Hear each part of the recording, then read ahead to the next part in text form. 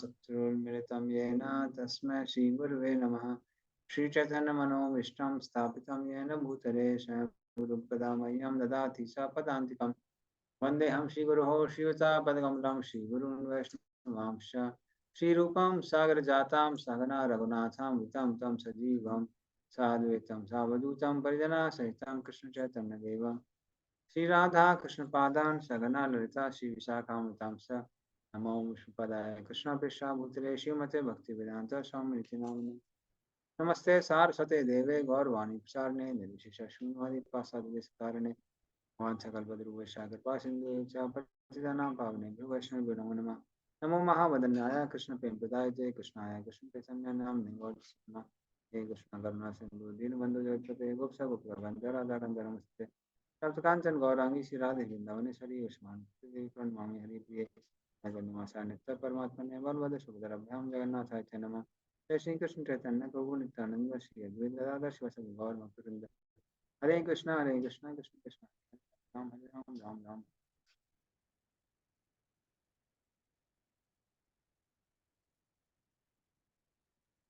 Hare Krishna.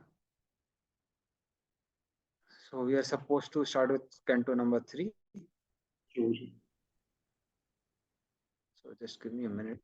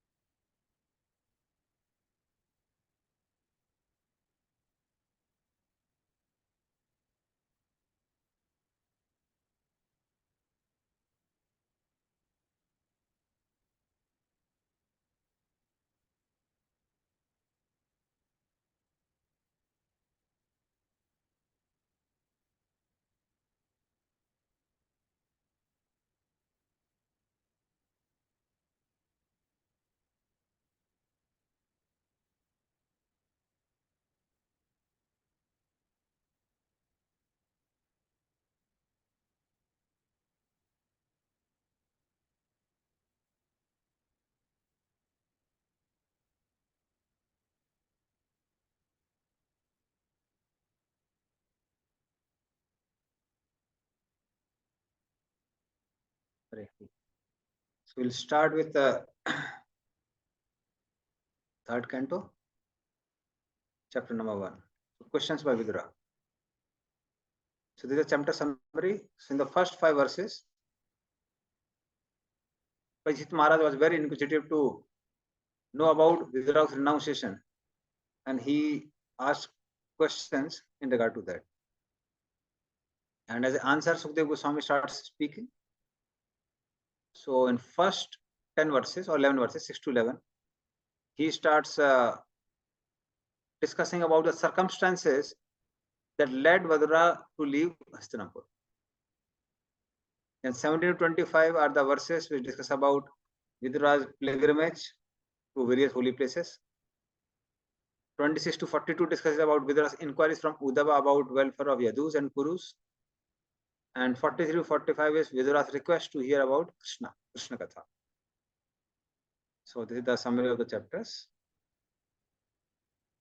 So we'll begin with chapter number 1. Please give me a minute.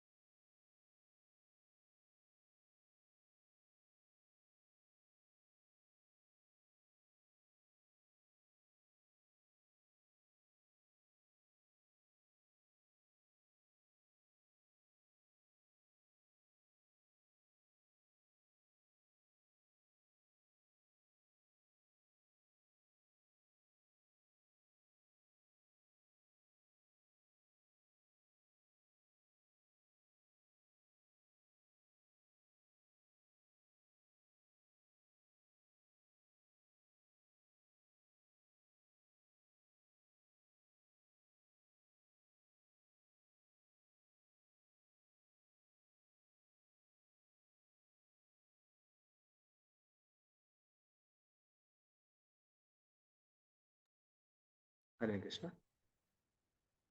So we'll begin with the Parikshit Maharaj's inquiry about Vidura.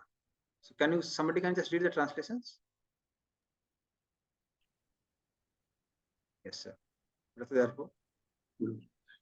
Translation. Shukdev Goswami said, after announcing his prosperous home and entering the forest, King Vidura, the great devotee, asked this question of His Grace Maitreya Rishi. Prabhuji, all translations or one by one? And you can just read translations, maybe 1 to 5. What else is there to say about the residential house of the Pandavas? Shri Krishna, the Lord of everything, acted as a minister.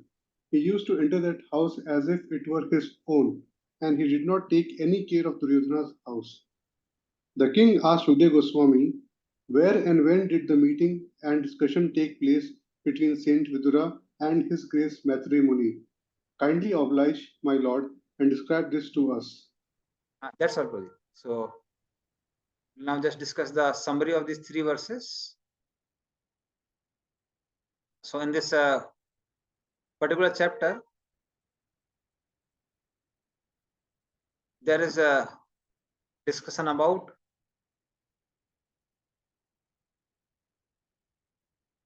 Vidura departing to go to pilgrimage. And then there will be discussion about how Uddhava asked question. So he meets Uddhava and asks questions. And Uddhava was unsteady in hearing because he was feeling separation from Krishna. So Uddhava just answers 2 or 3 questions of Parikshit Maharaj, of Vidura, and then he leaves for the pilgrimage. So that is discussed in this particular chapter. So Sautya Goswami says that previously Vidura, after giving up his prosperous house for entering the forest, he met Maitreya Muni and he was asking questions from Maitreya Muni. So then the question comes that Vidura should have not given up that house, because house of Vidura was superior to all places of pilgrimage.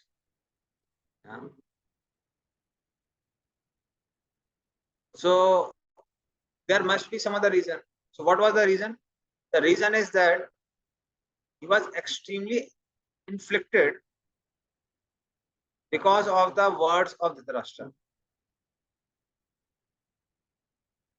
So Krishna, although he was acting as the advisor of Pandava and thinking of them all the time, so that house became place of pilgrimage. But Vidura actually was extremely pained by the sharp words, especially of Duryodhana, and especially after seeing the response of Dhritarashtra. Although Duryodhana pierced the heart of Vidura with such sharp words, but Dhritarashtra didn't respond at all. So then Vidura left. And as we know, especially the house of Vidura was very, very dear to Krishna. So when Krishna arrived in Hastinapur, so that time Duryodhana offered him Chappan Bhog. It will please come to my house and come and take Chappan Bhog. But Krishna, he said to Duryodhana, my dear Duryodhana, people eat under 2 circumstances. First is that when they are hungry, and second is out of love. So when it comes to hunger, Krishna said, I don't feel hungry at all. And second thing was about love. He said, you have no love at all. So that's why I will not eat at your house. Then Krishna, without being invited, entered in the house of Vidura. And the wife of Vidura was very bewildered by the situation. She was feeling how to serve Krishna. Krishna has come in my home. And in that panic situation, she was peeling the bananas, throwing out the pulp and giving the banana pulp to Krishna. And Krishna was eating the pulp. After Vidura arrived there, he was like thinking, what is my wife doing? So she said, no, you mad woman, what are you doing? You are giving a banana peels to Krishna. But Krishna took it with great satisfaction. And the reason is because of devotion of Vidura. And of course, Vidura is an incarnation of Yamraj, who is one of the 12 Mahajanas. So because of that love, Krishna entered there. So leaving such a house was very, very difficult because Krishna came there. And especially because his own family members were devotees, Pandavas were staying there. But the pain in his heart was like very strong. This proves one thing, that even if somebody is a pure devotee, doesn't mean that he doesn't have any sentiments. So emotions are part of human being. Nobody becomes a stone just by becoming a pure devotee. Like we see even in the case of Supreme Lord, Lord Varahadev, when Hiranyaksha spoke harsh words to Lord Varahadev, Varahadev did feel bad because he's a person. So a person means he has sentiments. So one feels bad. So same thing happened with Vidura also. But now the question is that outsiders, those who are not devotees, feel hurt, and devotees also feel hurt. But then what is different is the response. So response of Vidura was, Vidura saw it as Krishna's hand. Vidura saw this opportunity for me to make advancement in Krishna consciousness. So he gave up the company of Duryodhan and then he went for pilgrimage. So he took it as an opportunity to advance in Krishna consciousness. So the response of a devotee and non-devotee is pretty different. As far as those who are not devotees are concerned, they may think of harming the person who has caused them trouble, or they may think of destroying themselves by committing suicide. But for devotees, they see each and every dark moment as an opportunity to turn to Krishna and advance in Krishna consciousness. So that was Vidura's response. And then after this episode, that was basically discussed. So Parikshit Maharaj starts asking, okay, we heard that Vidura met Maitreya, but where did he meet Maitreya? And when did they speak to each other? So please describe all these things in details. So the questions which series of Namasaranya had from Suta Goswami, similar inquiry was there from Sukdev Goswami by Parikshit Maharaj. So now we'll go to the famous verse. This is one of the famous verses of Bhagavata. Guruji, one quick query, Guruji. Guruji, Vidura was an incarnation of Yamraj, but do these personalities are aware of the fact that they are incarnations, or they live like a normal person without being aware of their previous lives? Sometimes they are, sometimes they are not. So we are not very sure whether in the case of Vidura he was aware or not. Sometimes they are aware and sometimes they are not aware. So both the things are there. See, whatever is needed for Krishna service, that happens. Like in case of Bharat Maharaj, we know that Bharat Maharaj did remember his past lives. So although he was in one way punished for being attached to deer, but he was pretty aware of his past lives. It may not be in all the times they are like aware. So sometimes that's so much absorbed in the role, you practically forget. What to say of these devotees? Even Krishna Balram forgot their Supreme Lord. When Pralambasura was taking Lord Balram on his shoulders and running away, so that time Balram, after going to a distance, he realized that he is not a cowherd boy, he is a big demon. So Balram starts shouting, "Oh Krishna, please save me! Oh Krishna, please save me! Where is this demon taking me?" And then Krishna cried from that side. He said, "Balram, did you forget that you are Supreme Person, your Godhead? And then Balram realized, oh, I'm Supreme Personality of Godhead. So then he started increasing his weight and he killed Lamasur. So even Balram becomes so much absorbed in his pastime that he forgets. Krishna also forgets. You find that another pastime when Salva, he took a what we call it, mimiqueen or something like that, mannequin of Vasudev. And he told to Krishna, just see Krishna, here is your father. You wanted to fight for the purpose of giving protection to your father. Just see what happens to your father. And then he chops off the head of Vasudev. And Krishna feels disheartened. It's like, he goes in panic and he realizes, if my father is gone, what will I do in life? And Salva starts laughing and he starts attacking Krishna. So that time, after some time, Krishna realized, no. I'm Supreme Personality of Godhead. And then he uses his potency of becoming all-knower, Sarvagya. And then he realizes, oh, it's just replica of Vasudeva, it's not actually Vasudeva. So similar thing may happen with these people. So they may not be bound like ordinary conditioned soul like all of us, but then they may play their roles very, very profoundly.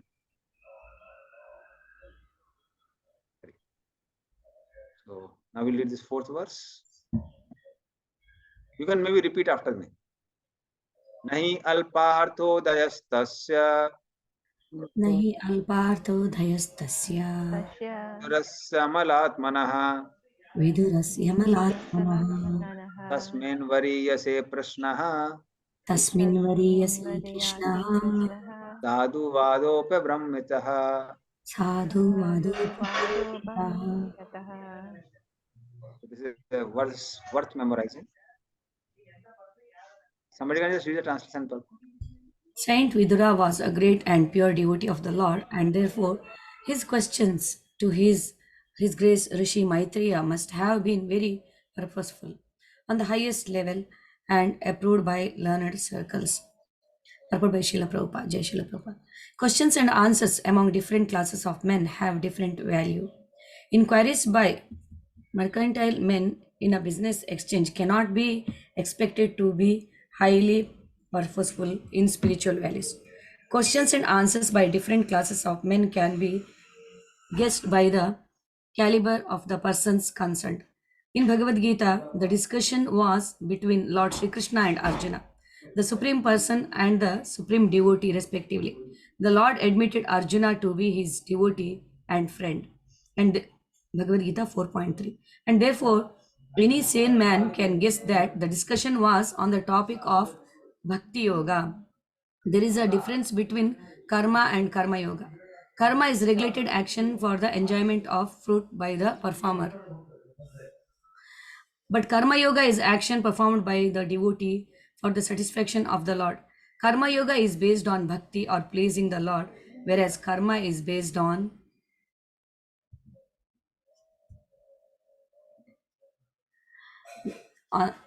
pleasing the senses of the performer himself. According to Srimad Bhagavatam, one is advised to approach a bona fide spiritual master when one is actually inclined to question from an elevated level of spiritual understanding. A common man who has no interest in spiritual values has no need to approach a spiritual master just as a matter of following fashion. As a student, Maharaja Parikshit was serious about learning the science of God, and Shukadeva Goswami was a bona fide spiritual master in the transcendental science. Both of them knew that the topics discussed by Vidura and Rishi Maitreya were elevated, and thus Maharaja Parikshita was very interested in learning from the bona fide spiritual master. Hare Krishna.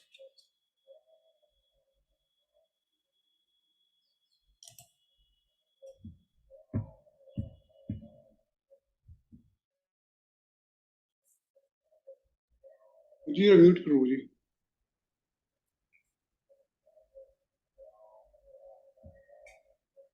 Yeah, kindly pardon me.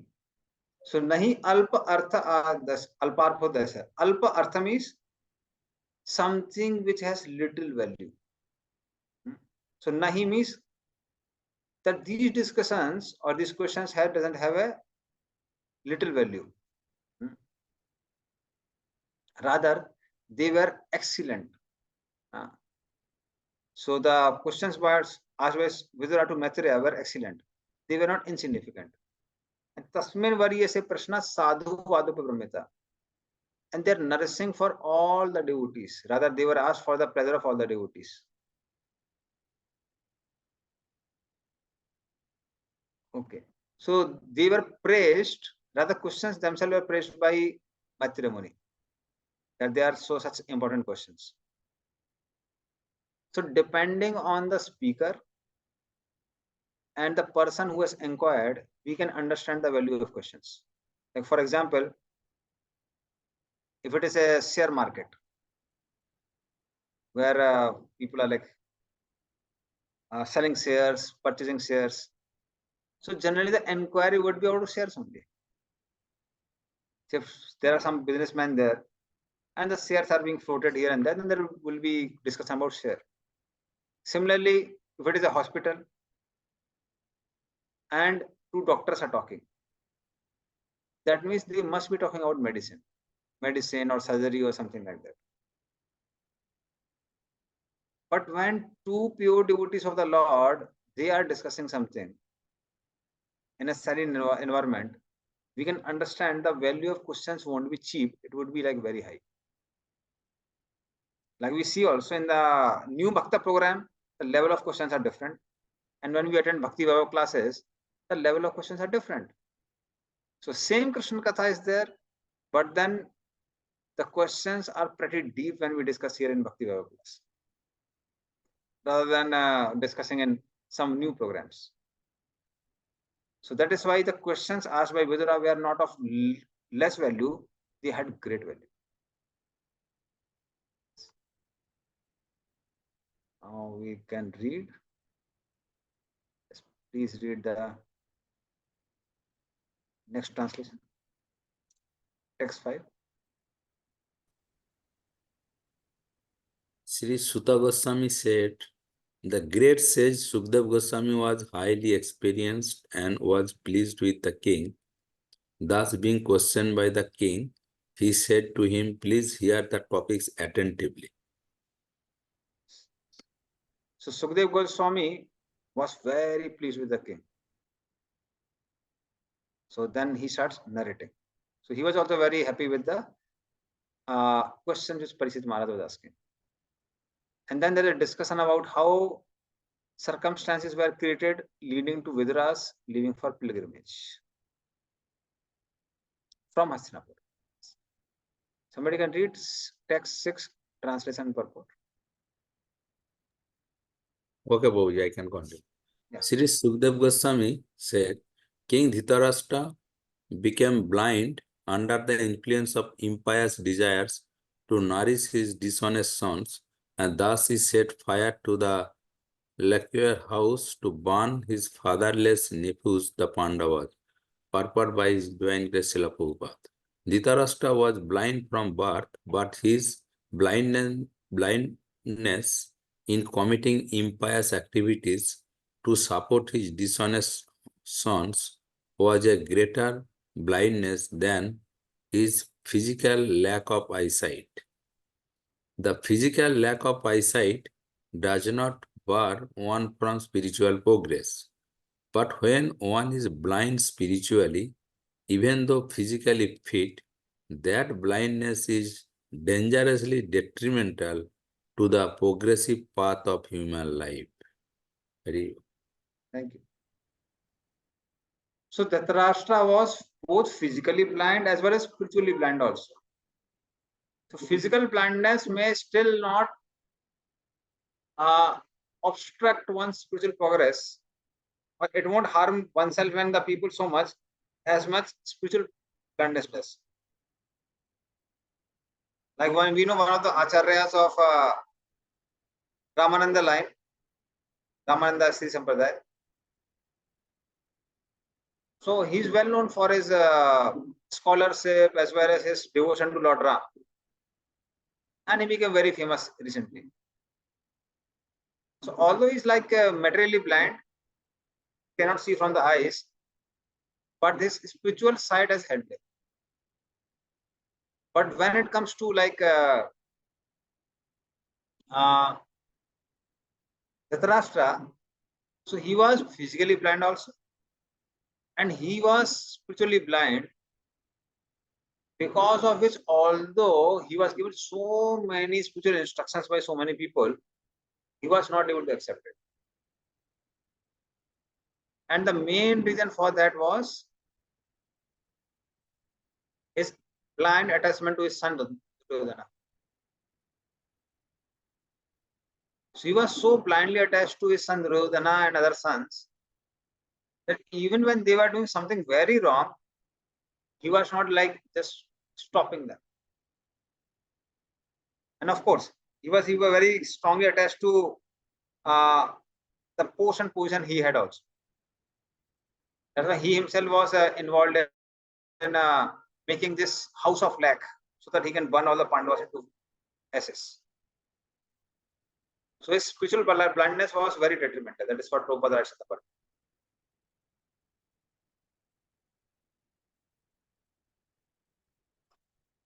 Please read 7th, 8th, and 9th. The king did not forbid his son Dushasan's abominable action of grabbing the hair of Draupadi, the wife of the godly king Yudhishthira, even though her tears washed the red dust on her breast. Yudhishthira, who was born without any enemy, was unfairly defeated in gambling. But because he had taken the vow of truthfulness, he went off to the forest.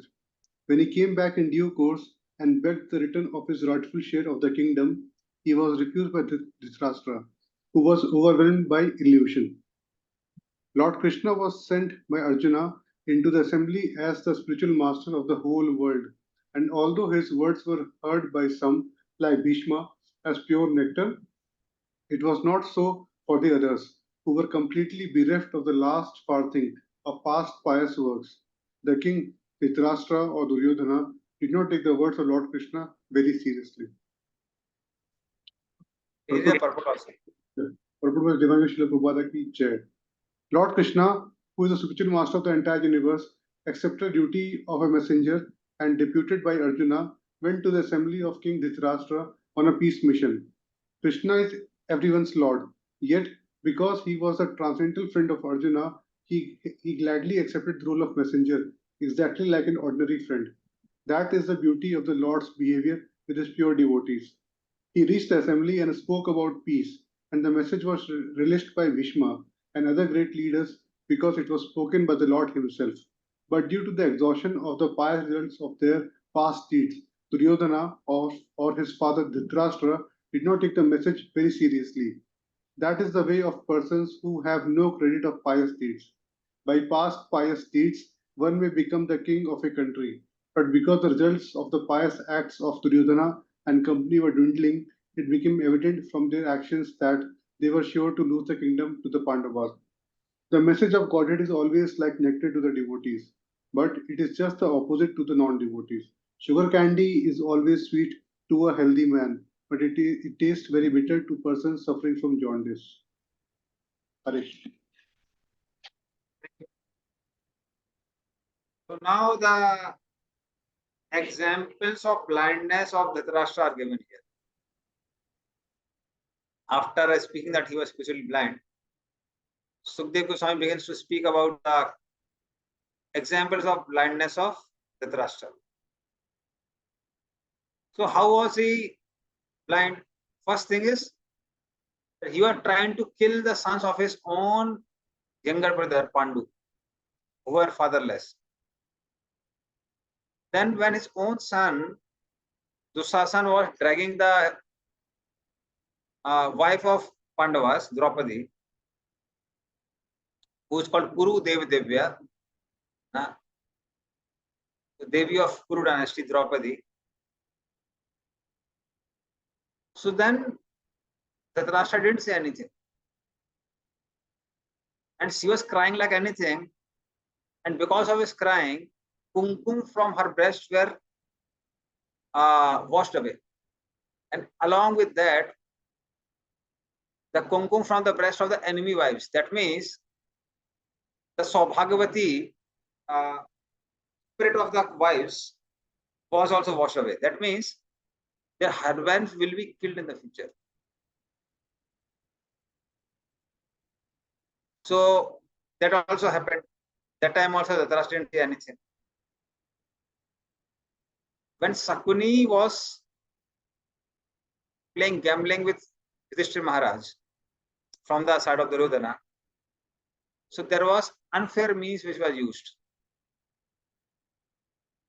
And because of that, they lost their kingdom. Pandavas lost their kingdom. Even at that time, Dhritarashtra was fully blind. And because of illusion, he didn't give back the kingdom to the Pandavas. And the worst thing, which was like the topmost of his illusions, was that Krishna himself went as a peace messenger in front of Dhritarashtra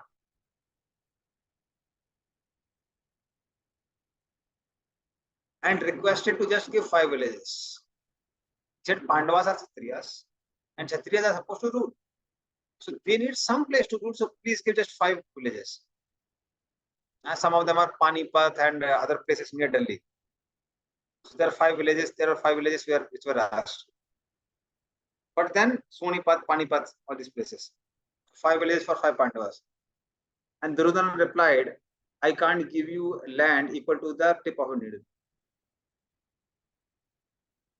On top of that, Duryodhana tried to imprison Krishna, thinking that if I imprison Krishna, who is alone, without any weapons, then we'll certainly defeat Pandavas. Because Krishna came as messenger. He is caught, Pandavas are powerless, and then we'll win the war. And then Krishna did showed his form, Virat form there. He says, bring all the ropes and let us see whether you can bind me. And then who will be bound? When everything is within Krishna only, what will be bound? And if Krishna is everywhere, where he'll be bound? He's inside the rope, outside the rope, between the rope. He's inside the prison, outside the prison, between the prison. So even after seeing that form, of course, not just Duryodhana, but also Dhritarashtra saw that form. So for some moment, Dhritarashtra was given the vision where he can take the darshan of the Lord. And what was Dhritarashtra praying? He was saying, I know you are the Supreme Lord. But what to do? I'm too attached to my son. So I can't take any action against my son. So if you are Supreme Lord, then you can change my free will also. But Supreme Lord doesn't play with anyone's free will. So that was the extent of the blindness of Dhritarashtra. And that is the problem with material attachments also. So when person is extremely materially attached, he practically becomes blind to all the good advices. So whole world will give him good advice, but he won't hear. So this is the trouble with extreme material attachment. So what is the example given by Bhaktisiddhanta Saraswati for that? Somebody remember some past time? Some short story? There is a famous allegorical story from Updesh Upakhyan. Regarding what, Prabhuji? Which story? Like, what is the context? Regarding extreme material attachment doesn't allow one to progress in spiritual life.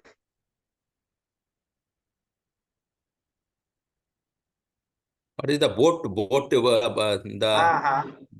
Can you tell the crossing the whole river? Okay. J.K. Sapru can narrate the story? Okay. So one time, what is called that in the marriage party was going on, and they was supposed to cross the river, and they were on the boat, and the boatsman was throughout the day. The boatsman was trying to drive the boat, but at the end of the night, they see that the boat is at the same position.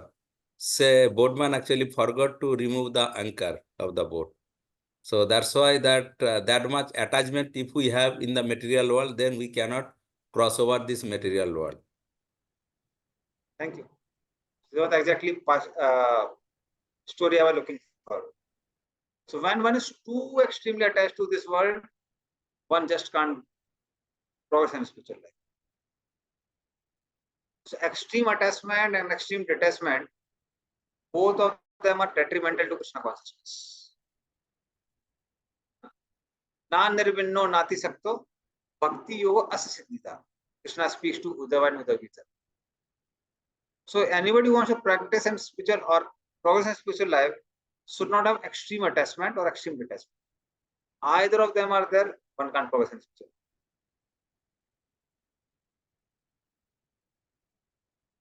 So this is Prabhuji, about one question.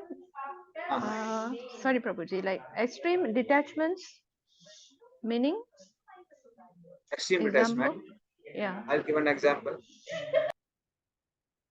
There was a newly joined bhakta as a brahmachari in one of the temples in South India. So for him, he thought that it's like, no, spiritual path means no attachment to anyone. And because of that, he didn't like even the asana of devotees. So all the time devotees are coming and giving this service and that service, and no, sometimes kirtan is going on, sometimes that is going on. He said, I want some peace in life. So many people, such a small place, I can stay here. So let me go to some place where there is peace. So he decided, I'll chant Hare Krishna, but not in asana of devotees. So he went to Himalayas. And after 2 months back, he was found again in the local place. And devotee asked him, what happened? You went to Himalayas? He said, what to do? There's no peace anywhere. I went in one cave, I began to chant. And as soon as I started chanting, one monkey came there and he started pulling my feet back. So then I kept a big rock in front of the cave so that I can chant peacefully. But after some time, some helicopters came there, and regularly people were showing the beauty of Himalayas. Indian government had started some project. So then we became so frustrated, there is no peace in this world. So he came back. So the point is that even if somebody has extreme detachment, he just can't stay in asana devotees. So the mercy of pure devotee is that by glance of a pure devotee, extreme attachment and extreme detachment, which is detrimental to practice of Krishna consciousness, is destroyed.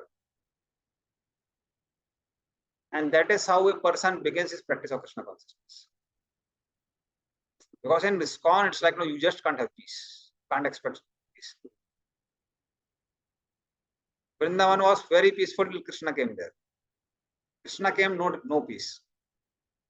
Ayodhya was peaceful till Lord Ram came there. Lord Ram came, so many tragic events happened. So if you come to Krishna consciousness, there is no peace. You can have joy, but no peace. We remember when I was studying in Kharagpur.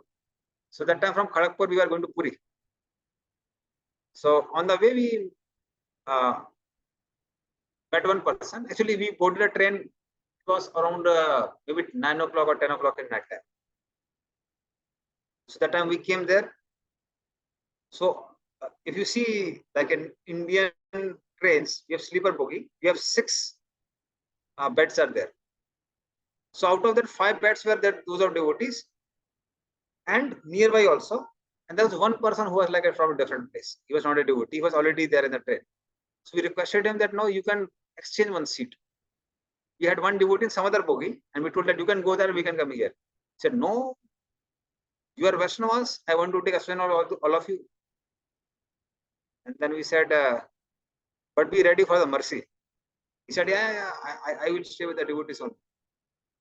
And these are like youths of ISKCON. And our practice was like, when we were in Kharagpur, we had morning program from 3:45 a.m. So we would get up at 3 a.m. 3:45 to 7:30 we would have morning program. Then we will go to college till 5:30. Then we would have our assignments and preaching, and every day we would sleep at 10 o'clock, 11 o'clock. So it was like hyper mode. So this person came inside, and at 2 o'clock, one devotee got up. He slept at 10, one devotee got up at 2 o'clock, and he began to chant. And this person was again looking from his blanket and looking at the devotee and looking at the time and trying to sleep. So 2 hours passed like that, and then he thought, I'll sleep now. And 4 o'clock, all the devotees came. So they went with their gamchas and this and that, and Google Play, they took bath, and they all came. And 4 o'clock, all the people start chanting, all devotees start chanting. And then he was tolerating for some time, then he also sat down. And he had no beats, we gave him beats, he told, no, I'll meditate on whatever you people are chanting. So you were like sleeping and dozing off and getting up. And then at 6 o'clock, Hare Krishna, am I audible? Yeah, okay. And at 6 o'clock, then Mangal Arati began. So he was happy, Kirtans were there. So Mangal Arati, and then Narsingh Arati, and then Tulsi Arati. After Tulsi Arati, he said, how many Artis are there? And we said, no, Guru Puja is also there.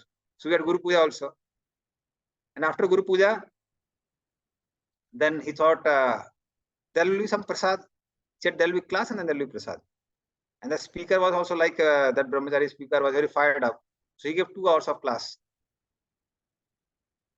And then there was prasad, so he was a little pacified with the prasad. And after prasad was done, he told, very nice, now things are over. He said, yes. He thought, I'll take a rest now. So he told, can we sleep now? And then we said, no, there's book distribution. So devotees started taking out the cartons and pulling back the cartons and this and that. By this time, this fellow was so frustrated. He said, can you be silent for one moment? Just for one moment, can you be silent? And our devotee said, no. So he told, and then we said, that's why we told you take another seat. Immediately he packed his luggage. He told, yeah, I'll take another seat. So anyway, so that was like about detachment. No, you can't have too much detachment. So neither. No. Prabhuji, this is so classic. This is exactly what new devotees face with it. They say, when is the class going to end? Congregation. Yeah. Yes, thank you, Prabhuji, for sharing. Thank you. This is experience. Actually, many people come to ISKCON temples. Oh, we'll have some peace in mind. ISKCON temple, you can't have peace.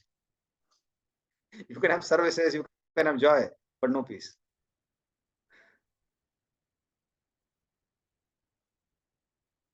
Now we'll go to other verses.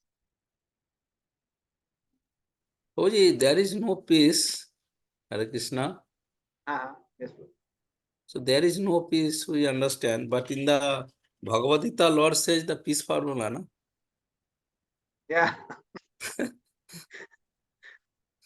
Prabhupada says peace formula, but he Yes. sends all these devotees for doing Sankirtan and destroy the peace of whole city. So actually speaking, there is no Santi, there is only joy. Yes. So if somebody wants Santi, he has to go to Brahman. There is no Santi in Vaikuntha or spiritual world. So it's nature of soul to be active. Yes. So the natural activity for the living entities is to be active, but spiritually active. Yes. Like we have experienced that within ISKCON, there are so many festivals that devotees sometimes say, too many festivals. One festival ends, another festival starts, and the second one and the third one. But spiritual world, every day there is festival. So the only difference is because we have material fatigue here. That is why it's tiresome, not like so much enjoyable. Whereas in the spiritual world, there's no tiredness. We can always be joyful. We can always be active.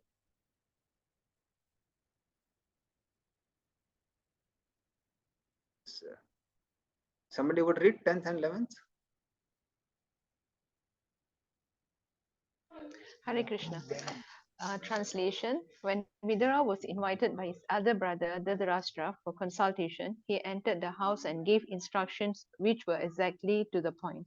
His advice is well known and instructions by Vidura are approved by expert ministers of state. Text 11. Vidura said, "You must now return the legitimate share to Yudhishthira, who has no enemies and who has been forbearing through untold sufferings due to your offenses. He is waiting with his younger brothers, among whom is the revengeful Bhima, breathing heavily like a snake. Surely you are afraid of him." Hare Krishna. Yeah. So after Pandavas returned from exile, so they told Dhritarashtra, at least now return the legitimate share of Yudhishthir and all the brothers. And especially learn that Bhima is very eager to kill all your 100 sons. So that's why don't take a chance of making him more angry. He gets an opportunity, he'll kill all of your 100 sons. But then what was the response? Please continue, 12th. The Lord Krishna, the personality of a Godhead, has accepted the son of Partha as his kinsman, and all kings of the world were with the Lord Shri Krishna. He is present at his home with all his family members, the kings and princes of the Yadu dynasty, who has conquered an unlimited number of rulers, and he is their Lord. Purport. Vidura gave Dhritarashtra a very good counsel regarding the political alliance with the son of the Partha and Pandava. The first thing he said was that the Lord Krishna was intimately related with them as their cousin, because Lord Krishna is the supreme personality of a Godhead. He is worshipable by all the Brahmanas and demigods, who are the controller of the universal.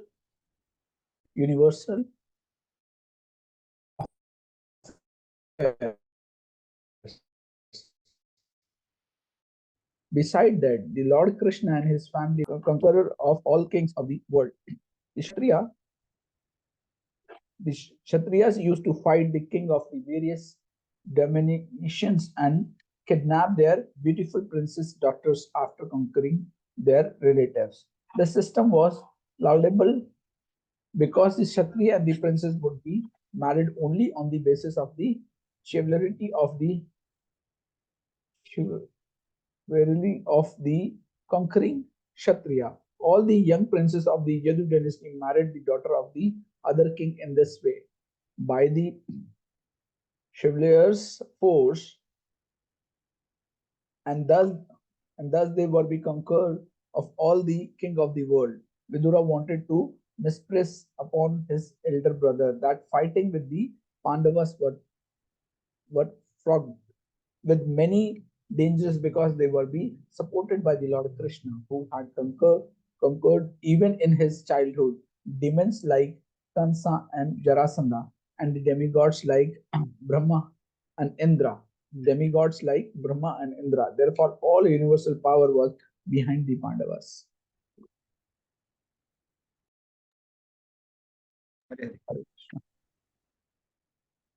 We find that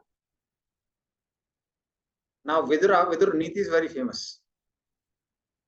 And Vidura, because he is Yamaraj himself, so he knows the laws of nature also. So Vidura was telling him that even from a metal point of view, it's better to have political alliance with Pandavas. And what are the main reason? The main reason is Krishna is supreme personality of Godhead is on their side. So if you fight with Pandavas, then Krishna will be your enemy. But if you fight from the side of Pandavas, or you accept Pandavas, Krishna will be from your side. So even from a material point of view, it's advisable for you to have Krishna on your side by favoring the Pandavas.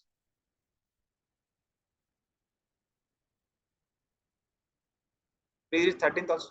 13th translation purport.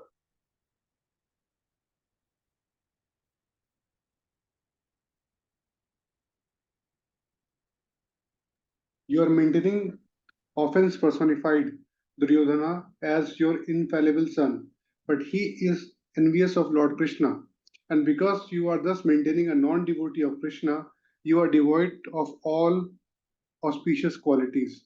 Relieve yourself of this ill fortune as soon as possible and do good to the whole family. Purport by Srimad Srila Prabhupada ki Jai. A good son is called apatya, one who does not allow his father to fall down. The son can protect the father's soul when the father is dead by offering sacrifices to please the Supreme Lord Vishnu. This system is still prevalent in India. After the death of his father, a son goes to offer sacrifices at the lotus feet of Vishnu at Gaya and thus delivers the father's soul if the father is fallen. But if the son is already an enemy of Vishnu, how, in such an inimical mood, can he offer sacrifice unto Lord Vishnu's lotus feet? Lord Krishna is directly the personality of Godhead, Vishnu, and Duryodhana was inimical to him. He would therefore be unable to protect his father, Dhritarashtra, after his death. He himself was to fall down because of his faithlessness towards Vishnu. How then could he protect his father? Vidura advised Dhritarashtra to get rid of such an unworthy son as Duryodhana as soon as possible if he was at all anxious to see to the good of his family. According to the moral instructions of Chanakya Pandita, what is the use of a son who is neither a learned man nor a devotee of the Lord? If a son is not a devotee of the Supreme Lord, he is just like blind eyes, a source of trouble. A physician may sometimes advise the extraction of such useless eyes from their sockets so that one can be relieved of the constant trouble. Duryodhana was exactly like blind, troubling eyes. He would be a source of great trouble to the family of Dhritarashtra as foreseen by Vidura. Vidura therefore rightly advised his eldest brother to get rid of this source of trouble.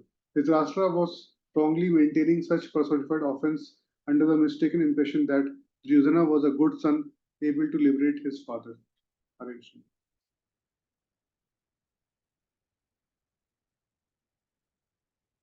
Prabhuji, mute, yeah, mute, Prabhuji.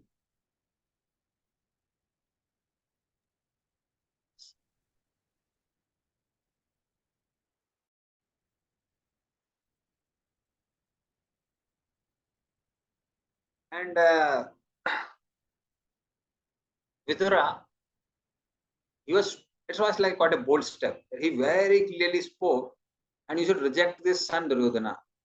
Because Duryodhana is so envious of Krishna and Pandavas that's why such an attachment to such a son will ultimately cause your fall down also. So Prabhupada writes that a good son is one who delivers his father from hell called Pur.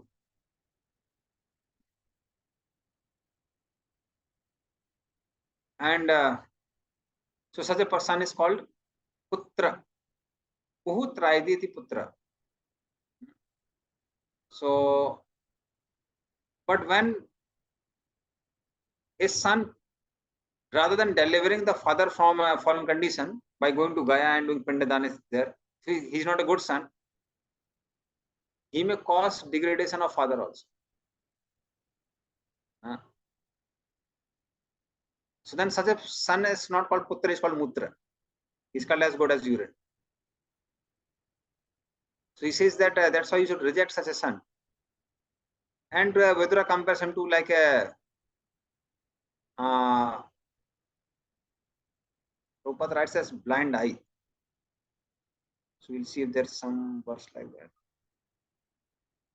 Okay. So Prabhupada calls such a son as a blind eye. So if one has blind eye, like eye on the peacock feather, so such a decoration like eye is useless. So similarly, Duryodhana was like that.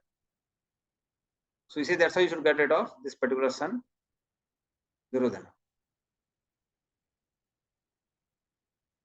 Please read 14th and 15th.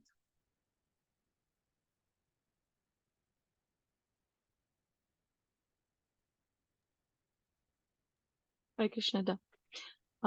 While speaking thus, Vidura, whose personal character was esteemed by respectable persons, was insulted by Duryodhana, who was swollen with anger and whose lips were trembling. Duryodhana was in company with Karna, his younger brothers, and his maternal uncle Shakuni. Shloka 15. Who asked him to come here, the son of a kept mistress? He is so crooked that he spies in the interest of the enemy against those on whose support he has grown up. Toss him out of the palace immediately and leave him with only his breath. Hare Krishna. So then Vidura, when he spoke like that, Duryodhana became very angry. And his response is very clear from his company. So who was there in the company? Karna, who was an reincarnation of Sahasra Kavach, the demon Sahasra Kavach.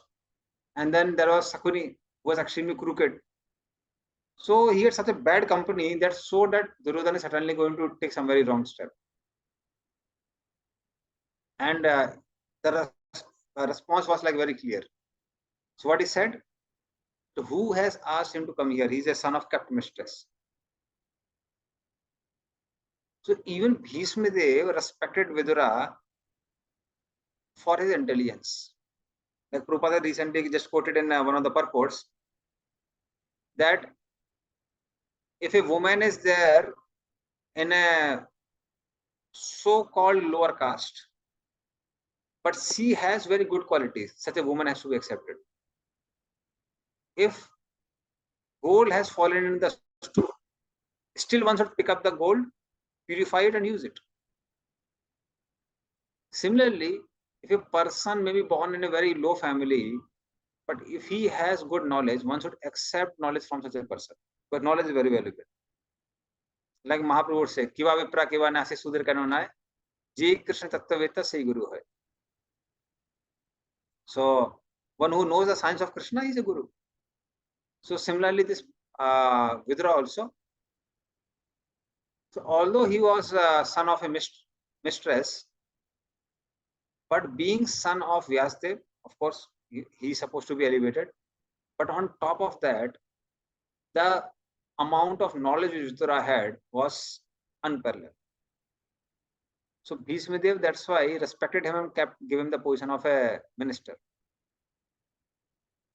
But now what Duryodhana is saying, he's just pointing out the lineage of Vidura.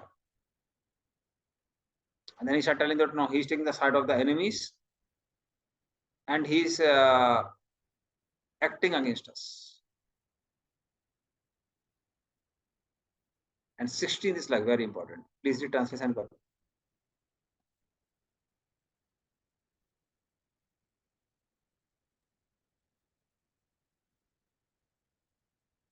Hare Krishna.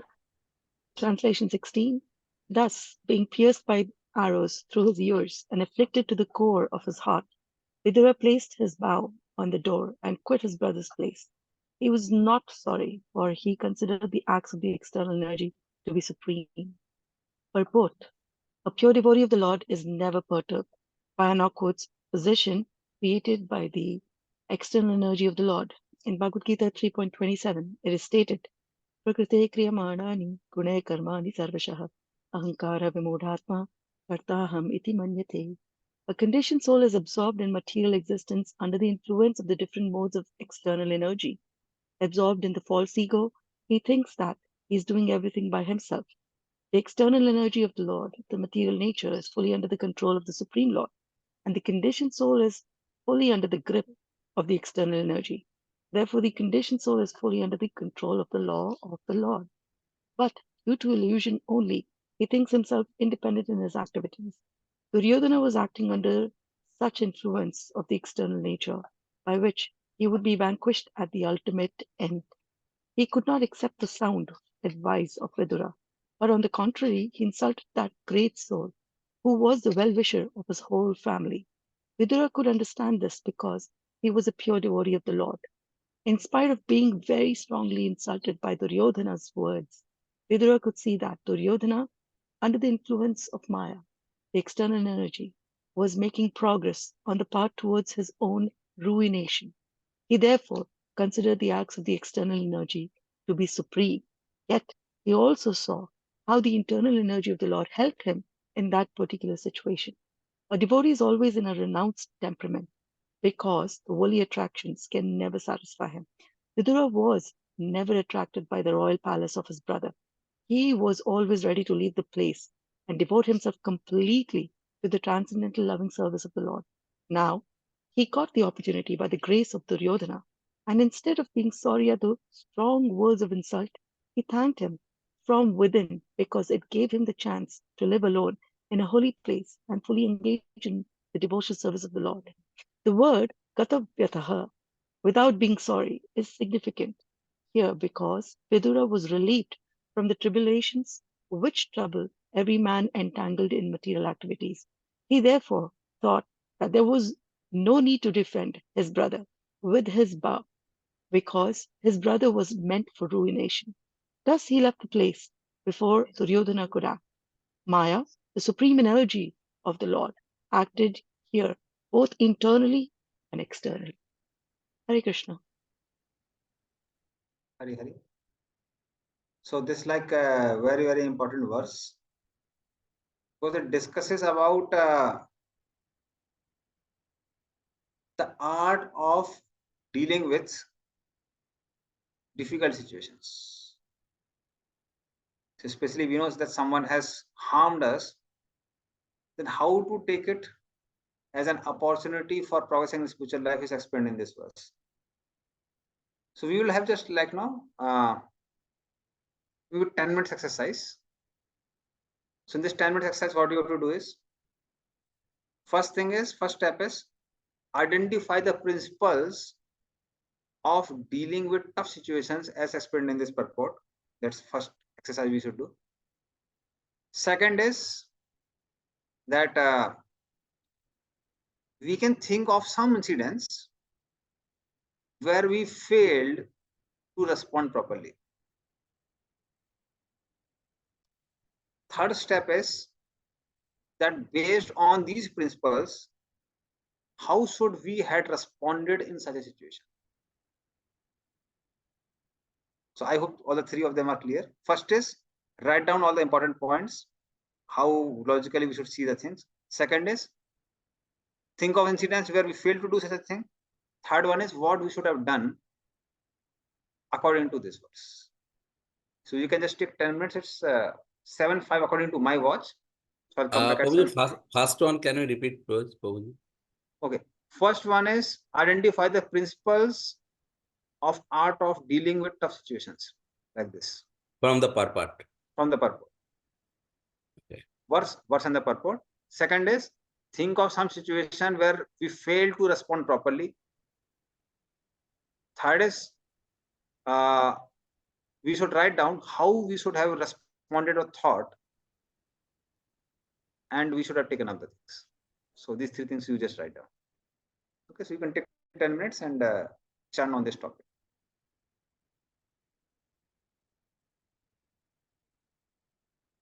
So we'll meet after 10 minutes.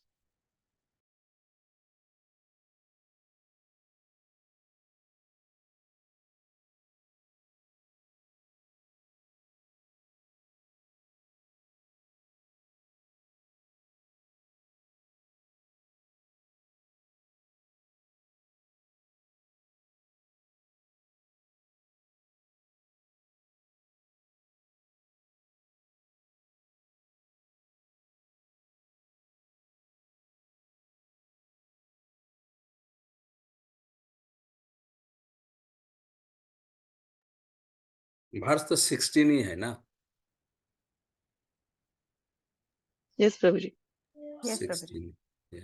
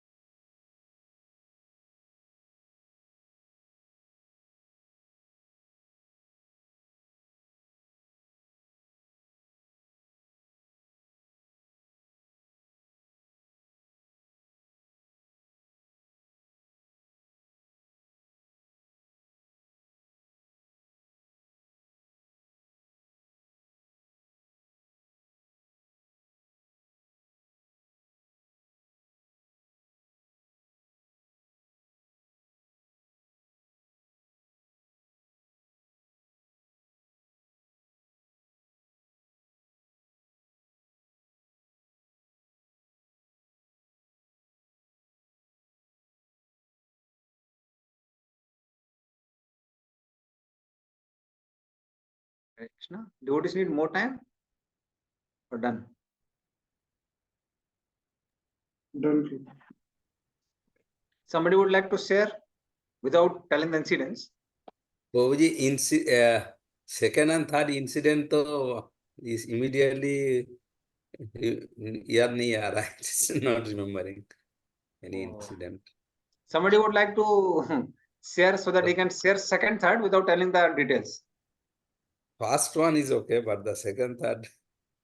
Maybe I can share. I can share in simple words, Roji. So shall I first share the principles, Roji? Yeah. Maybe you can share all three. Okay. So Roji. one devotee can share all the three. Yes. Okay. Roji, I understood three principles from the purport. First is consider acts of the external energy to be supreme. Second is understand the internal energy is helping you. Thirdly, don't feel bad about the current situation. So these are the three principles I got. So Proji, regarding how to behave or how to react is, I can, it's a material example, but I think it reminds me of that. So I was an IIT graduate and I was trying for my MBA in India. So I tried for 4 years. So I was not very used to failing in exams, but somehow I could not qualify any of the MBA exams in India. So I really got bitter in life that why is this happening? So when I was like, I became a bit demotivated. Somehow I was like lost all the, how do I say, all the morale. But suddenly then I realized, okay, I can go abroad for my MBA also. So I mean those time, right? I was like very upset, bitter. I was not behaving nicely also. So I mean, of course, the best thing would have been that to keep patience and just believe that whatever is happening for my own good. So I think this is a very simple incident that I can think of. So this one. Thank you. Someone else would like to share? Jay, approve you have some additional points to speak.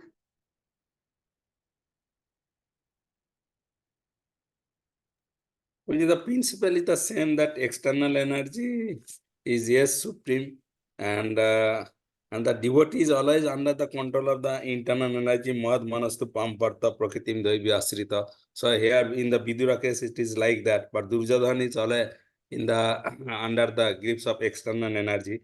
But devotee here Vidura understood that because of the Lord's mercy, and this is the big. Because he just get out of this situation where he was entangled within this, because this is the opportunity to get out from the entangle and go to the pilgrimage so that he can engage in the devotional service. So and actually I just in this point I remember some other pastimes regarding this little bit like this about the Raghunath Das Goswami and Sanatan Goswami. So Raghunath Das Goswami was in the house with his mother and father, and from the childhood he was a devotee, and he wanted to meet with Mahaprabhu. He went to meet with Mahaprabhu. So he wanted to leave the house all the time, but he was not able to leave. So once upon a time, but Mahaprabhu told that don't leave, don't leave. But once upon a time, he just left the house and went to. So until and unless he was leaving the house, he was thinking, he was crying at all, but. Uh, but although he was thinking that I am in the jail, in the blind well, but when he left, then he was totally surrendered and engaged in the fully in the under the lotus feet of Mahaprabhu. And Sanatan Goswami also in the jail, and he was serving the Hussain Shahs, and he was also tried to leave the jail and full surrender to Mahaprabhu. So later on, he also able to do that all.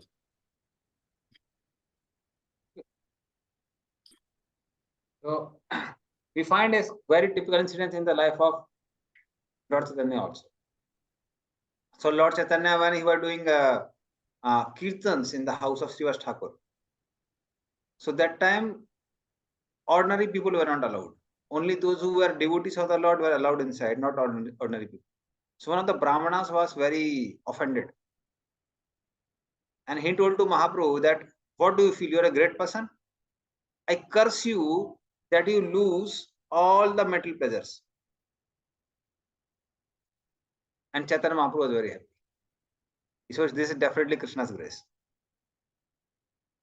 So something which may look like very, very detrimental may prove to be very beneficial later on.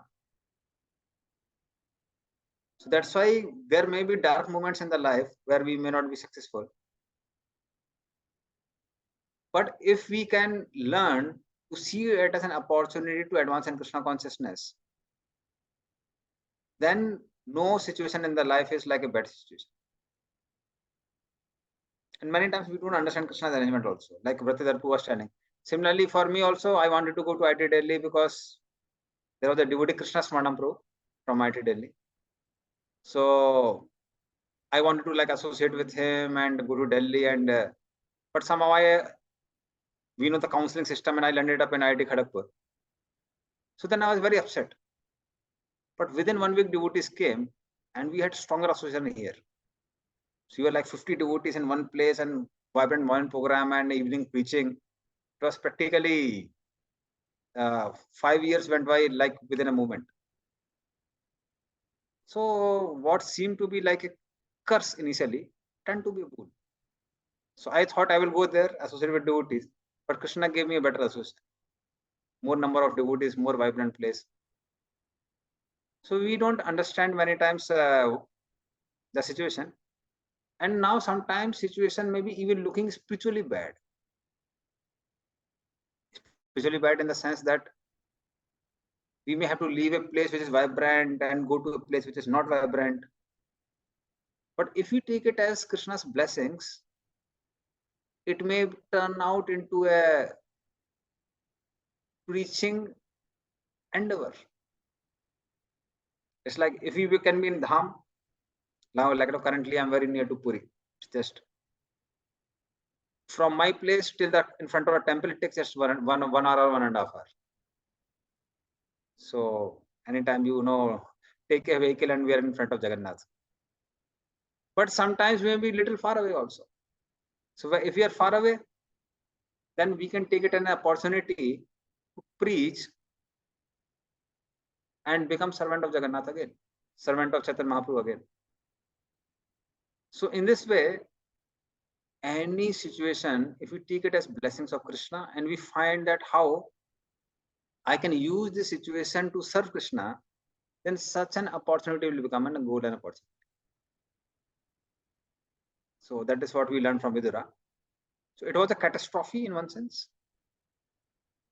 but then he take it to be an opportunity to advance in Krishna consciousness, and he he had such a conversation with Maitreya Muni and Uddhava that whole world is getting benefited by reading those conversations. Thank you. So now we'll go to the next verse.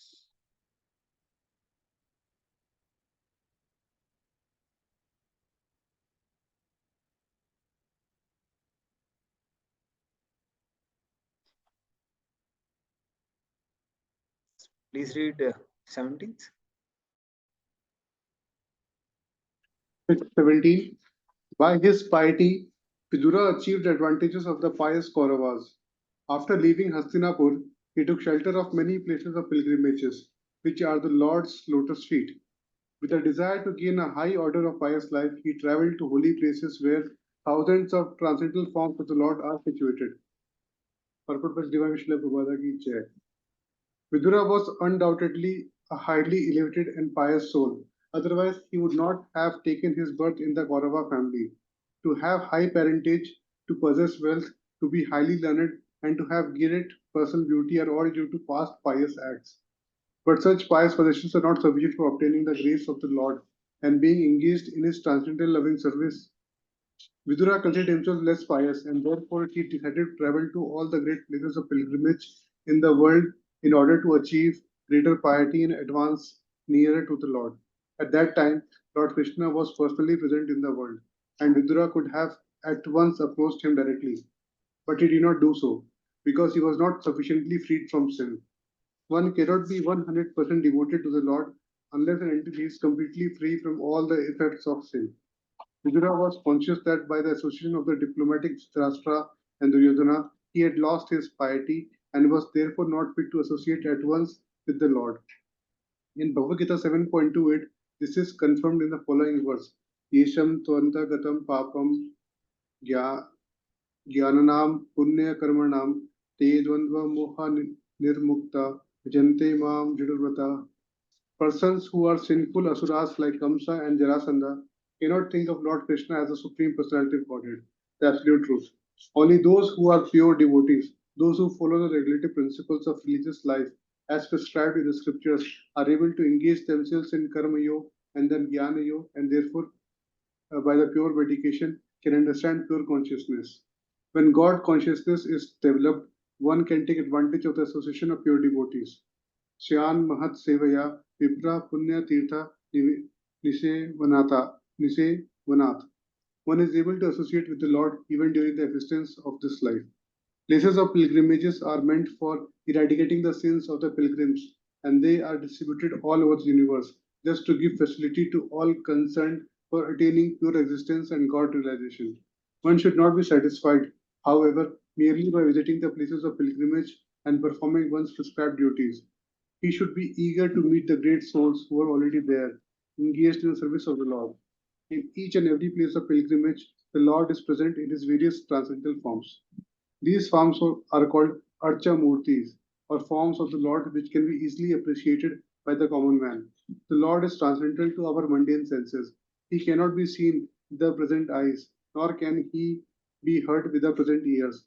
To the degree that we have entered into the service of the Lord, or to the proportion that our lives are freed from sins, we can perceive the Lord.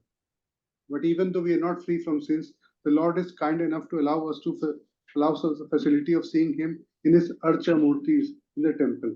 The Lord is all powerful, and therefore He is able to accept our service by presentation of His Archa form. No one, therefore, should foolishly think the Archa in the temple to be an idol. Such an Archa Murti is not an idol, but the Lord Himself, and to the proportion that one is free from sins, he is able to know the significance of the Archamurtis. The guidance of a pure devotee is therefore always required. In the land of Bharatvarsha, there are many hundreds and thousands of places of pilgrimage distributed all over the country, and by traditional practice, the common man visits such holy places during all seasons of the year. Some of the Archa representations of the Lord situated in different places of pilgrimage are mentioned herewith. The Lord is present in Mathura, the birthplace of Lord Krishna, as Adi Keshava. The Lord present at Puri, Odisha, as Lord Jagannath, also known as Purushottama. He is present at Allahabad, Prayag, as Bindu Madhav. At Mandara Hill, he is present as Madhusudana. In the Anandaranya, he is known as Vasudev, Padmanabh, and Janardhan. At Vishnu Kashi, he is known as Vishnu, and at Mayapur, he is known as Hari. There are millions and billions of such Archa forms of the Lord distributed all over the universe. All these Archa Murtis are summarized in the Chaitanya Charitamrita in the following words: Sarvatra Prakash Tantra Bhakte Sukha Dite Jagatera Adharma Nashi Dharma Sthapite. The Lord has so distributed Himself all over the universe just to give pleasure to the devotees, to give the common man facility to eradicate his sins, and to establish religious principles in the world. Hare Krishna.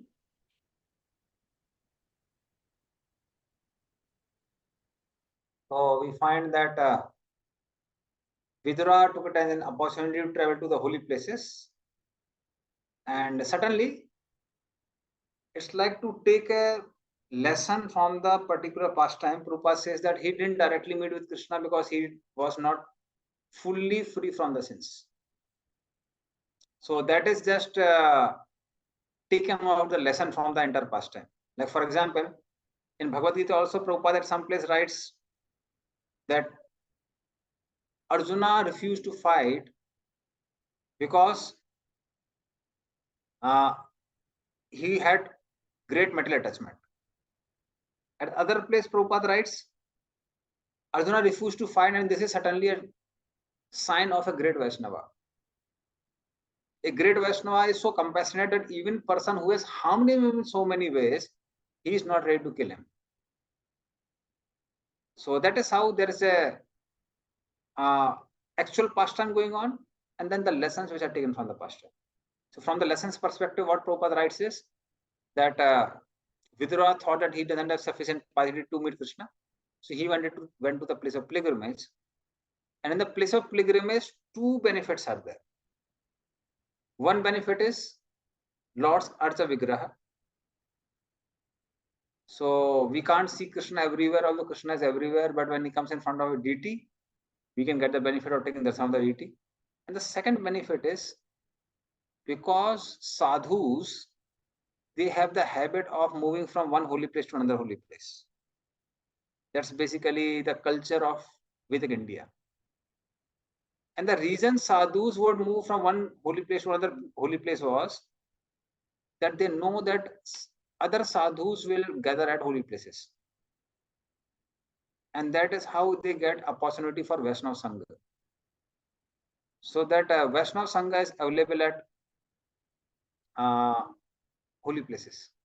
So for these two reasons, people would visit the holy places. So go to the holy places, hear from the holy people. Yes, brother Dharpu.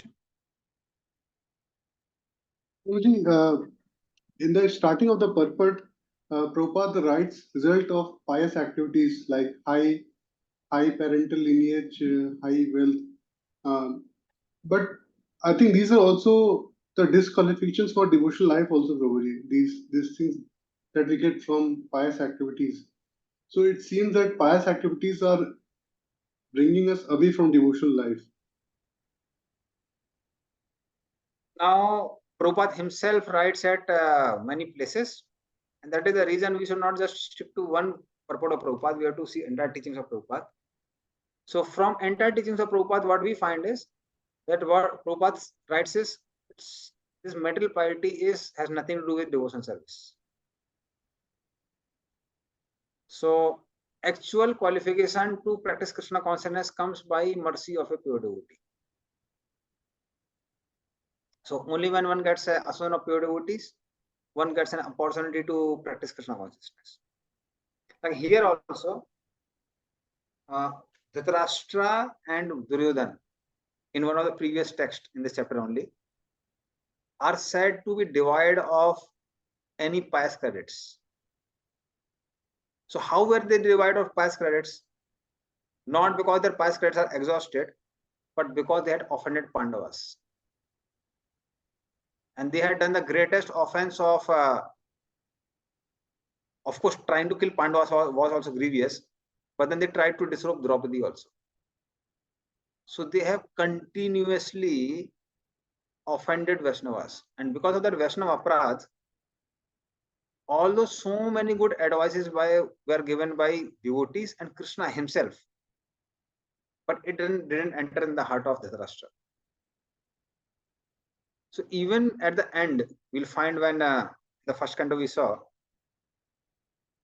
Vidura strong words to Dhritarashtra to awaken Krishna consciousness within him. But ultimately, he was not qualified for Krishna Bhakti. He performed Ashtanga Yoga only. So as far as piety is concerned, piety has nothing to do with Krishna consciousness. But a pious life makes one's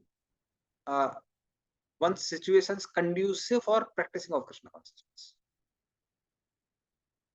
So 4 relative principles bring us to mode of goodness, and they help us to continue practicing Krishna consciousness, but they are not Krishna consciousness in themselves.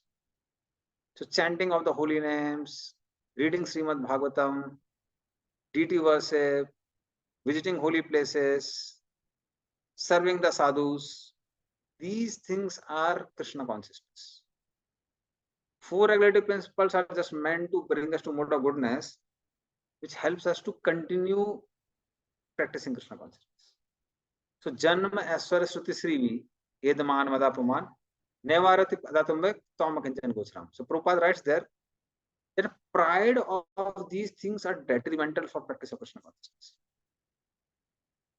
So it's not that this high birth, beauty, etc. are themselves disqualifications, But pride in these things are disqualifications. That means if I'm proud of my high education, I'm very educated, or I'm very proud that no, I'm very wealthy, or I'm very handsome. So such a pride doesn't allow us to call for Krishna feelingly. That is exact words is Prabhupada writes in that purport, in the prayers of Queen Kunti. So these things in themselves are not a disqualifications, but pride in these things are disqualifications. And many times you will find people, even those who are devoid of these opulences, are many times are proud of these opulences. So I personally seen so many people. It's like they may be hardly having money, but they are so proud. So actually, for a long time I was a brahmachari. 2009 I passed out from IIT and I was brahmachari for a long time. So I remember once I came to home and my father was having construction in the home.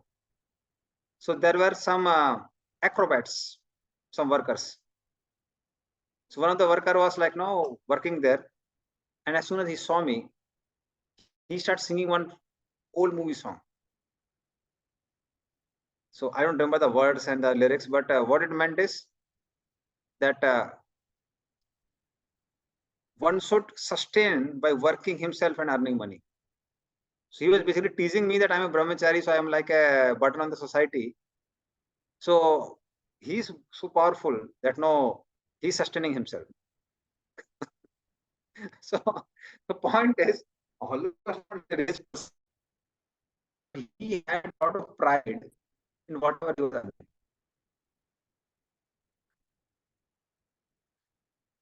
So that is how the pride is something that is disqualified. Am I audible to do this? Within the last 10 Krishna? seconds, it was a bit breaking, but the last 10 to 15 seconds. It seems one of my internet package like ending. What I do? I join again. Sure. So just Prabhuji, give me a I'm minute. wondering, Prabhuji, I'm wondering what is that Hindi song which can tease you about your brahmachari state? So something like काम करो कुछ काम.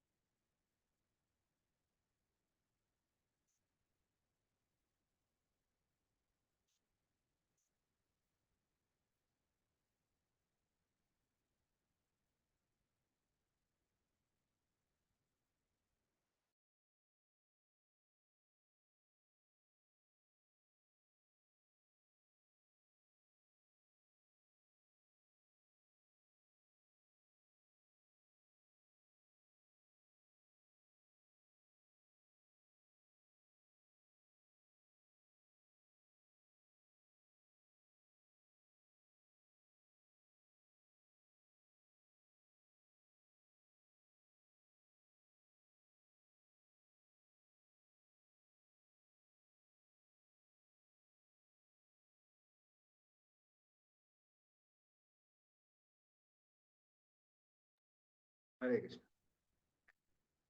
So I got another connection now. Okay. Some query was there. Okay. Madhavji was asking the song, Prabhuji. There was something like काम करो कुछ काम करो. No, there's some song like that. So I don't remember some very old movie song.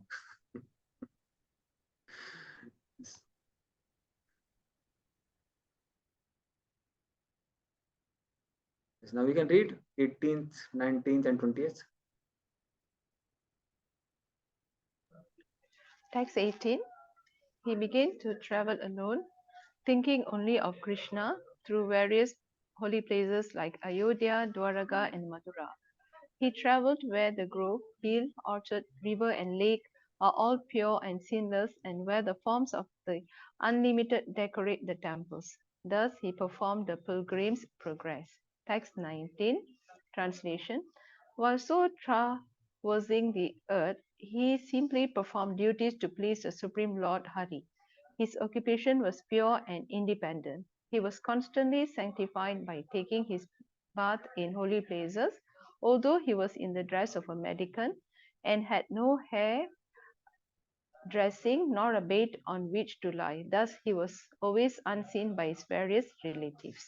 Hare Krishna. We need one more, 20 years. Okay. Text 20. Thus, when he was in the land of Bardavarsha, traveling to all the places of pilgrimage, he visited Prabhasaksetra. At that time, Maharaj Yudhishthira was this emperor and held the world under one military strength and one flag.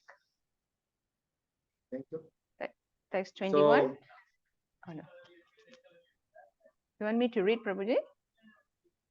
okay, we can read after I comment something on the verses. Yeah. So we find that Vidura was very fortunate. There was no Twitter, there was no Facebook or WhatsApp or anything like that. So he could hide himself by wearing wetted locks of hairs. He would sleep on the ground, live like an ordinary beggar. So nobody could trace him. And from this information, what we can find is that he visited various holy places. And Mahabharat war was over by that time. So he was like fortunate in the sense that he didn't have to participate in the Mahabharat. So otherwise, no, it was like another tough time which Vidura would have had. So much of cheating and this and that, and it's like, so Vidura, so by that time whole Mahabharata war was over and Yudhishthira Maharaj became the emperor. Yes. It's 21. Now somebody would continue.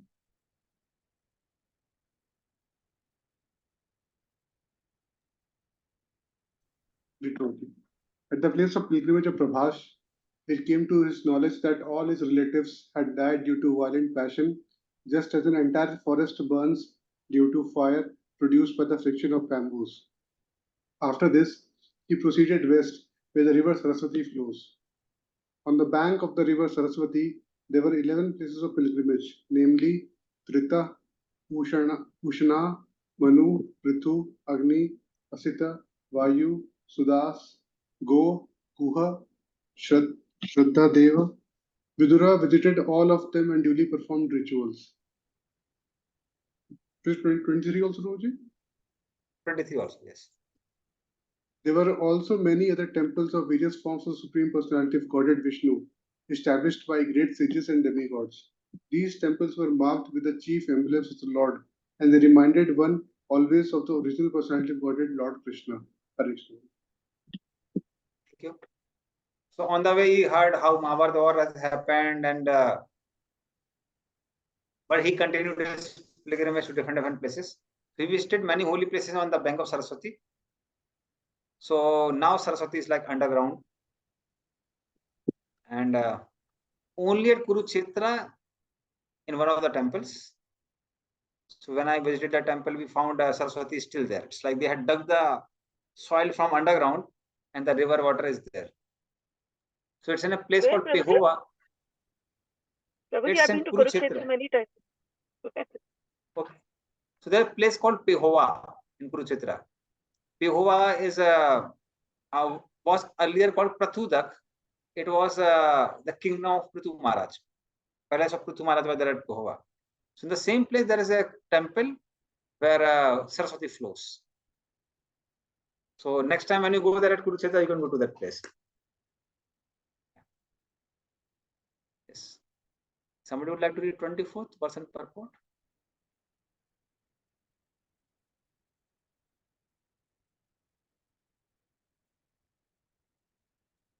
I'll read Roji. Thereafter, he passed through very wealthy provinces like Surat, Sauvira, and Matsya, and through western India known as Gurujangala. At last, he reached the bank of the Yamuna, where he happened to meet Uddhava, the great devotee of Lord Krishna. Purport. The tract of land comprising about 100 square miles from modern Delhi to the Mathura district in Uttar Pradesh, including a portion of the Gurgaon district in Punjab, East India, is considered to be the topmost place of pilgrimage in all of India. This land is sacred because Lord Krishna traveled through it many times. From the very beginning of his appearance, he was at Mathura in the house of his maternal uncle Kamsa, and he was reared by his foster mother, Maharaj father, Maharaj Nanda at Vrindavan. There are still many devotees of the Lord lingering there in ecstasy in search of Krishna and his childhood associates, the gopis.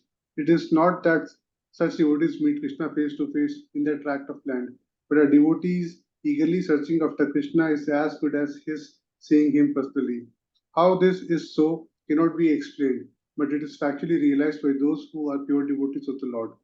Philosophically, one can understand that Lord Krishna and his remembrance are on the absolute plane, and that the very idea of searching for him at Vrindavan, his pure God consciousness, gives more pleasure to a devotee than seeing him face to face. Such devotees of the Lord see him face to face at every moment, as confirmed in the Brahm Samhita 5.38.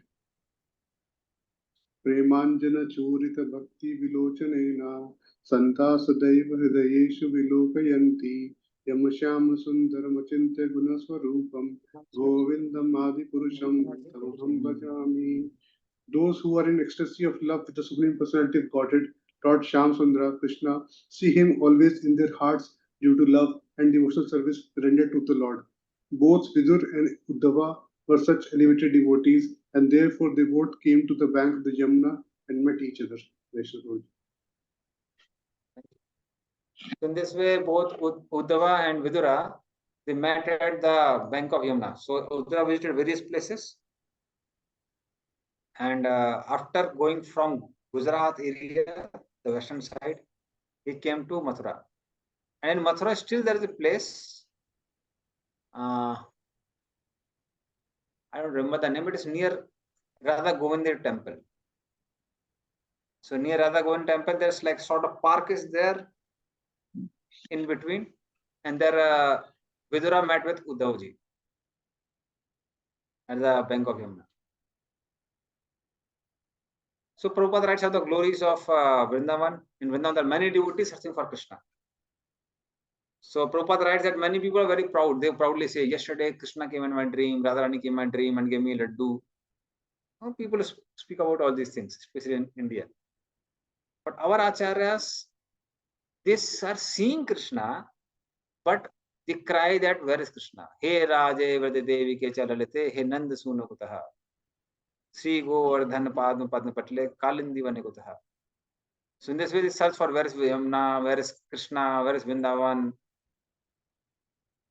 And in their separation from Krishna, they are more absorbed in Krishna. And when they are more absorbed with Krishna, because Krishna is non-different from his thought.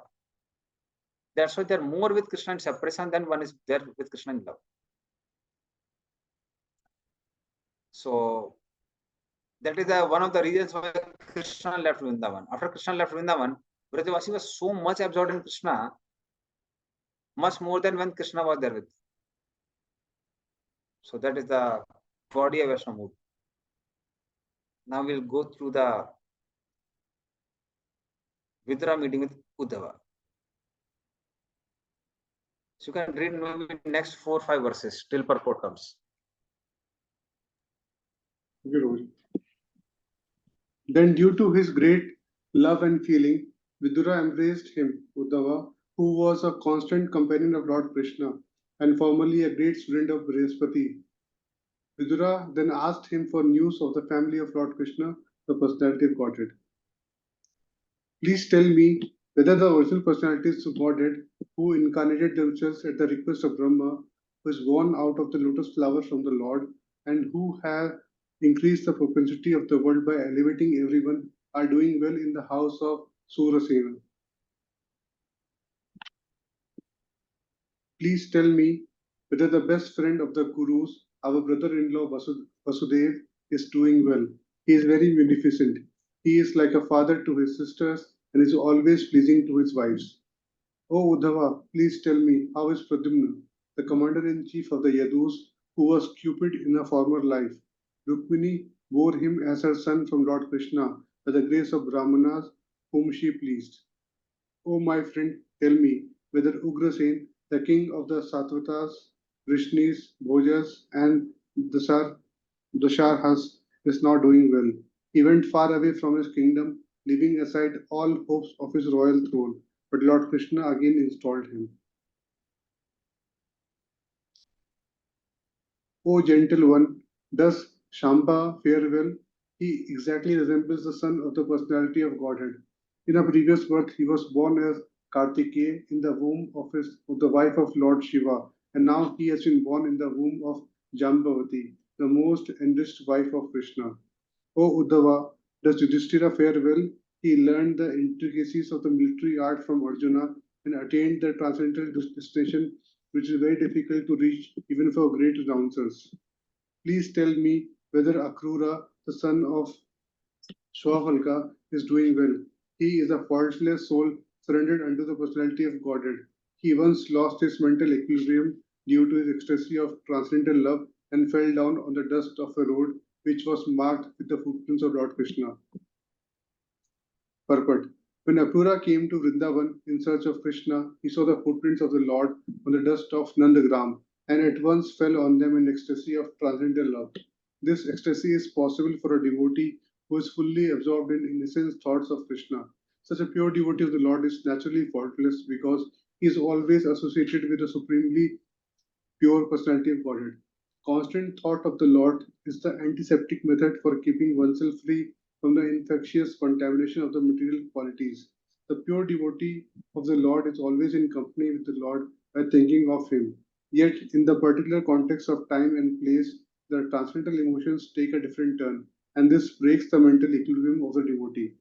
Lord Chaitanya displayed a typical example of transcendental ecstasy, as we can understand from the life of this incarnation of God.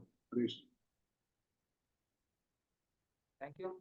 So we find one remarkable quality of Vidura, that Vidura was practically remembering one devotee and remembering his glories. So for Vasudev, anyway, he's father of Krishna, very fortunate. So he glorified him, saying that how he was very pleasing to his sisters, like Kunti, very affectionate, and he was nicely taking care of his wives also.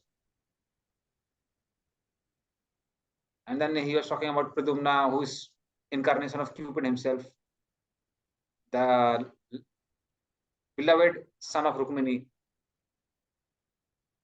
Then he was asking about Sambha, who is Kartikeya in the past life. And then he was remembering Akrura for remembering Krishna and rolling on the dust of Vrindavan. Because Akrura is known for Vandanam, or he is a personification of person who is exemplified the prayers to Krishna. So he didn't say, oh, that Akrura, do you remember that Akrura who is the one who drove out Krishna from Vrindavan? He didn't remember that. He remembered the ecstasies of Akrura. So it's like there's a big lesson for all of us also, that when we deal with devotees, we have to learn to see the good qualities of devotees. We should not remember the devotees. Oh, he was the devotee who stopped me from taking prasadam because it was against the temple policy. And he was the one who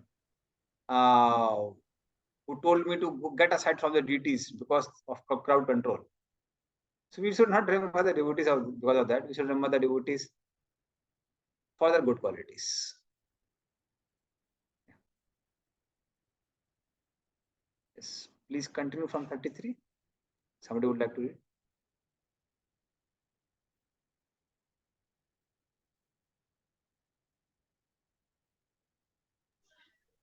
As the Vedas are the reservoir of sacrificial purposes, so the daughter of King Devagabhoja conceived the Supreme Personality of Godhead in her womb, as did the mother of the demigods. Is she, Devagi, doing well? Text 34.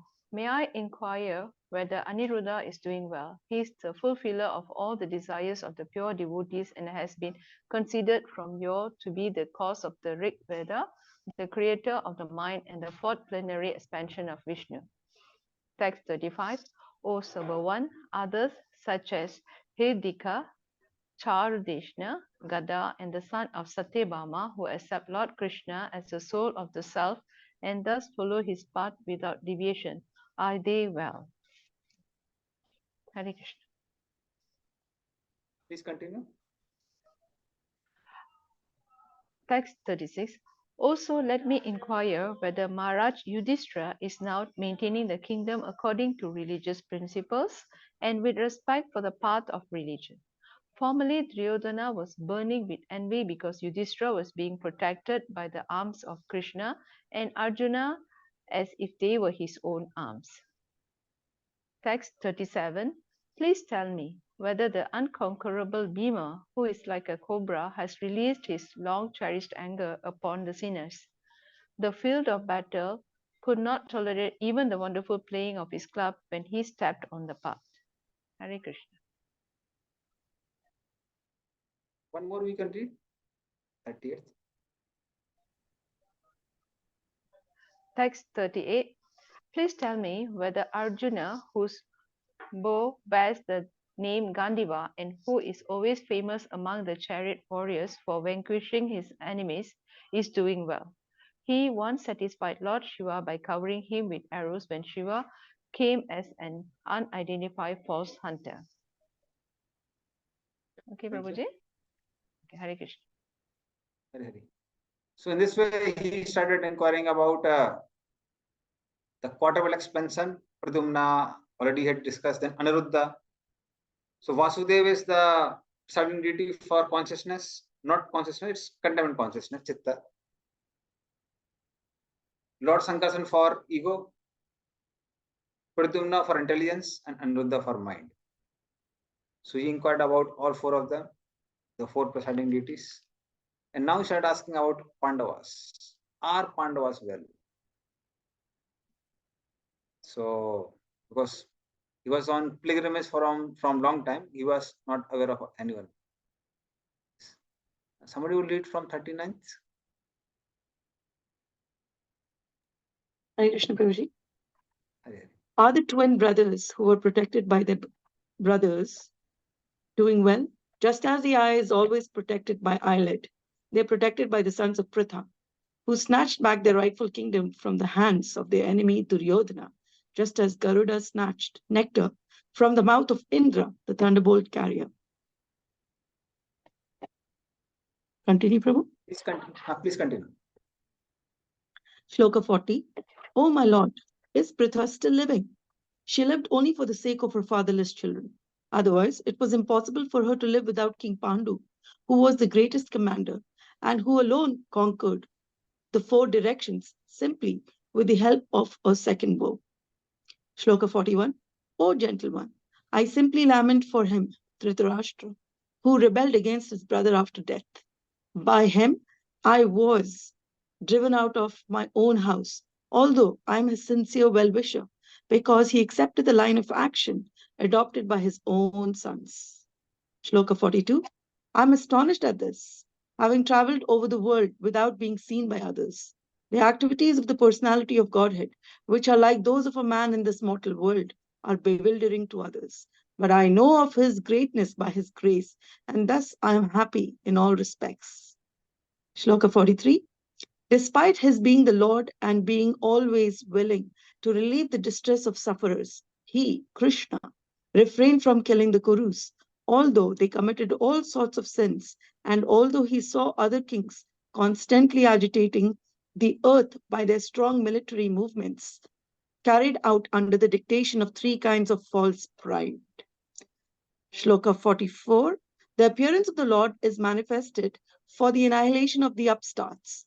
His activities are transcendental and are enacted for the understanding of all persons. Otherwise, since the Lord is transcendental to all material modes, what purpose could he serve by coming to earth? The last shloka, 45. O my friend, please, therefore, chant the glories of the Lord, who is meant to be glorified in the places of pilgrimage. He is unborn, and yet he appears by his causeless mercy upon the surrendered rulers of all parts of the universe. Only for their interest did he appear in the family of his unalloyed devotees, the Yadus. Hare Krishna. Okay. So, from these verses, we find that he ended with glorification of Krishna. So he talks about Pandavas, how Pandavas are there, and then he discusses about Dhritarashtra. So he was lamenting about the situation of Dhritarashtra, that Dhritarashtra, his brother, he gave all good advice to Dhritarashtra. Despite that, Dhritarashtra, he drove out Vidura from his own kingdom. So he was lamenting, but then he asked directly about Krishna. So he knew that Krishna has departed, and that is the reason he didn't want it to directly ask about Krishna. He asked about Krishna at the end. The Krishna who comes to annihilate the miscreants, who appeared as the son of Devaki. So please tell me something about Krishna. So in one way, this whole rest of the chapter is also introduction of various personalities in Krishna Lila. Because next two chapters, chapter number 2 and chapter number 3, they are going to be like summary of Krishna's pastimes. So the introduction of the characters comes in this chapter. So like before a movie is played, the characters are displayed. He's a hero, he's a supporting actor, a supporting actress, and villain, and this and that. And then the movie starts. So similarly, it's like before the summary of Krishna's Leelas are going to come, the introduction of various personalities are there, along with their glories. So we would be discussing about Krishna Leela of Vrindavan in the next class. That is on Sunday. I think Saturday is your class. Hare Krishna Babu, Dhanavad Pranam. Hare. From this chapter, what I understand that it's the purpose of the pilgrimage is given the complete in this chapter. That what is the importance to go to the pilgrimage and what is the purpose for that? So we learn that purpose of pilgrimage is to take the darshan of the deities and hear from sadhus. So these are two important things. Thank you. Nandra Srimad Bhagavatam ki jai, Shri Prabhupada ki jai. Vancha kalpadruvasya kripa Sindhu Bhai Bachpatutanam Pavan Hare Krishna.